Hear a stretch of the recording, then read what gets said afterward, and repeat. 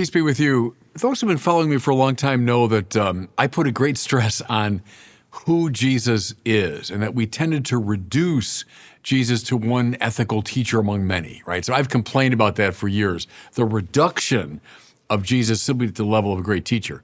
Now, I don't mean thereby to imply for a minute that his teaching isn't important or his teaching isn't astonishing, because it is. And I want to focus now this week and next. We're reading from the 10th chapter of Matthew.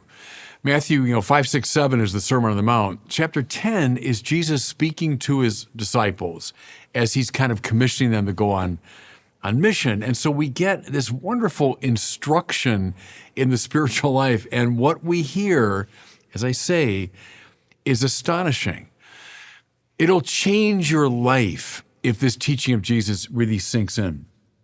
So listen now, here's the line that our gospel really commences with. Jesus says to them, "Fear no one." Fear no one. Now, I submit to you, this is one of the most challenging and strange and disquieting of Jesus' commands. It's up there with love your enemies and bless those who curse you. Fear no one? I mean, what world are you living in? Paul Tillich, the great Protestant theologian, had this line I've always loved. He said, "Finitude in awareness is anxiety." See what he means is to be finite and to know it is to be afraid. It produces anxiety. It's just part of what it means to be a finite creature. The word that Tillich would have used in his German is Angst. Angst, fear. Our word anxiety comes from that. They're both rooted in the Latin word angustiae, which means the narrows or the straits. Like if a ship has sailed into the narrows, it's in the angustiae. How often, everybody in life, do we find ourselves between the rock and the hard place? We've got a Sophie's choice, some awful decision. It's this or that. And it's terrible, and that one's terrible too. We're finite, we're limited, and therefore we live in fear. Now, shift from that general sense of angst, of angustiae, to other people. Do other people make us feel afraid a lot? Yeah, and here's why. Because we all know this deep truth about the human condition. We all know there are a lot of things that frighten us. Therefore, if you want to control somebody, you want to hurt somebody, you want to manipulate somebody, frighten them. Find out what they're afraid of and use that to manipulate and maneuver them. Yeah, I'm kind of a student of history and biography, love reading about the presidents and great historical figures. And I'll just say it bluntly, one thing practically all leaders have in common is this principle. They know, okay, if I want to bring people somewhere from point A to point B, I want to lead them. One method is to find out what are they afraid of, and then threaten them with that. If you got enough power and you know what people are afraid of, you can get them to do whatever you want. And that's why a lot of us go through life afraid of a lot of people, threatened by a lot of people. All right, so Jesus says, fear no one. Well, again, how is that possible? If finitude and awareness is anxiety, and it is, and then ruthless people know how to use our fears to manipulate us, well, I mean, how do I avoid being afraid? How do I find a place in this life where I'm not afraid? He commands us, fear no one. Think of the opening sermon of St. Pope John Paul II. What's his great line? Be not afraid. And John Paul II, heck, he lived through the Nazis. He lived through the worst of the communist dictatorship in his native country. I mean, he knew all about listen, the ways that ruthless and tyrannical people frighten others into acquiescence. He grew up with it. He lived in the midst of that culture. And yet, it was precisely John Paul who could say at the beginning of his papacy, don't be afraid, echoing this command of Jesus, fear nobody. Okay, so how's that possible? It's possible, everybody, if and only if you go through something like a metanoia. Remember I told you before that word in Greek, we translate it usually as conversion. Meta means beyond, nous means mind.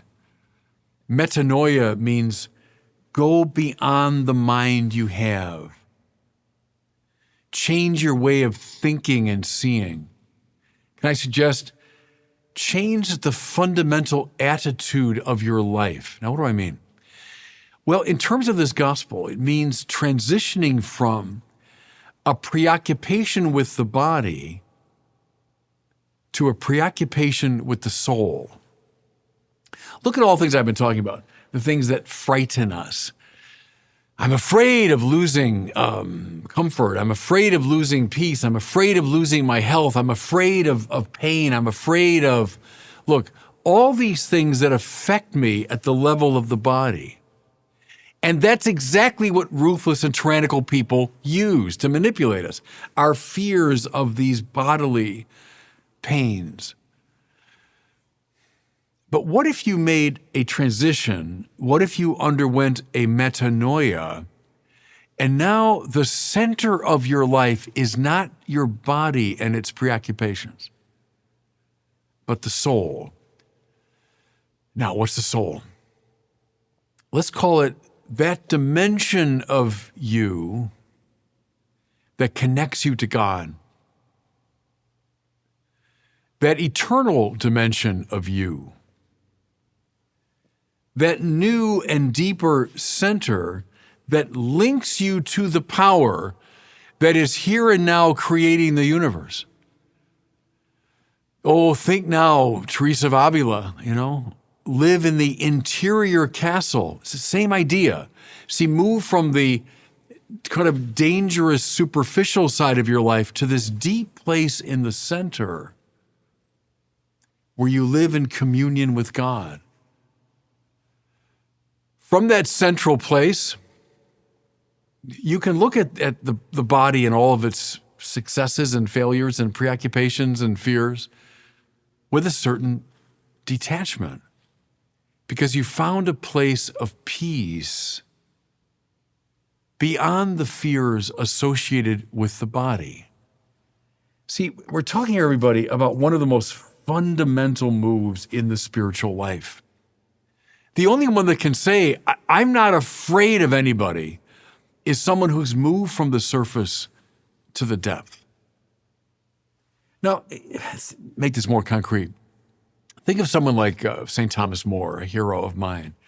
More had every possible advantage in terms of his bodily well-being. He was a very wealthy man. He was an aristocrat. He lived in a fine mansion. He had the respect of his peers. He was well known all over Europe, a renowned literary, political figure. He was a confidant of the king. More had all that. Was he afraid of losing all of it? Well, yeah, sure. At one level, I'm sure he was. But see, when the decisive moment came and King Henry VIII, said, look, I'm taking over the church in England here, and More stood against him, what did Henry VIII do? Well, one by one, he took away all these bodily advantages. Took away his money, took away his home, took away his family, put him in prison, and took away his freedom.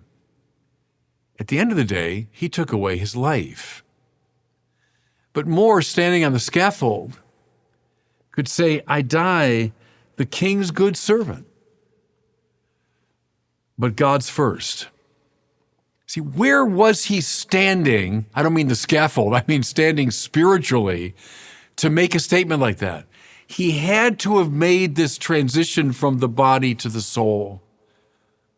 He had to have moved to a deeper place where he wasn't afraid. Fear no one. Fear no one. You know what comes to mind here too? The great Martin Luther King. And we all know the I Have a Dream speech, right? Which is magnificent. But another speech of King's that I think is maybe as impressive is the one he gave literally the night before he was assassinated. He goes to address a group of his followers in Memphis. And he speaks in these prophetic tones, as though he left that moment and went to this deeper or higher place. And he says to them, I've seen the promised land. I might not get there with you, but I've seen the promised land. I've been to the mountaintop. And what was he talking about? Well, we're not entirely sure. But it seems to me he was witnessing to a transition to this deeper or higher place. I've been to the mountaintop. But then here's the line. Look it up on YouTube. Look up that speech. He says, I'm not fearing any man. Now, again, the night before he's shot to death. So he was being threatened in the most dramatic way possible at the level of his body. But he could say, I'm not fearing any man. He had moved into the space that Jesus talks about here, where you can say, fear no one. Fear no one. You know, I'll close with this. I've been confirming kids as I record these words. I'm just finishing up the confirmation season, right? And we call upon the Holy Spirit, who comes bearing his gifts, wisdom, knowledge, understanding, piety, counsel, fortitude. But the last one is called fear of the Lord. It's very interesting, fear of the Lord. Doesn't mean, of course, be afraid of God. I explained to the kids, here's what it means. It means that you're more afraid of not doing God's will than anything in the world. I do God's will, I'll be unpopular. I do God's will, I could lose my job. I do God's will, they could throw me in prison. I do God's will, they could kill me. If you have fear of the Lord, you say, that's not concerning me. I'm not fearing any man, King says. More, I die the king's good servant, but God's first. What are they witnessing to? They have the fear of the Lord. Now, listen again to Jesus as he concludes this little section. Do not be afraid of those who kill the body, but cannot kill the soul. Right. There's nobody in this world. There's no tyrant. There's no oppressive, cruel dictator that can kill the soul. They can kill the body. Yes, indeed. They can. In fact, there's a line from Gandhi I've always loved too. Gandhi said this when he was being, facing all the opposition. They may torture my body. They may break my bones. They may even kill me. Then they will have my dead body, but not my obedience. That's an extraordinary line, isn't it? Someone could say that only if he's made this transition to the soul. So again, Jesus, don't be afraid of those who can kill the body but cannot kill the soul. Rather, be afraid of the one who can destroy both soul and body in Gehenna. Okay. That's fear of the Lord. Fear no man. Don't fear no person in this world. That's the bodily preoccupation. Rather, be in fear, if you want, of the one who is commanding you at the level of the soul. You make that transition, everybody, your whole life changes. And God bless you.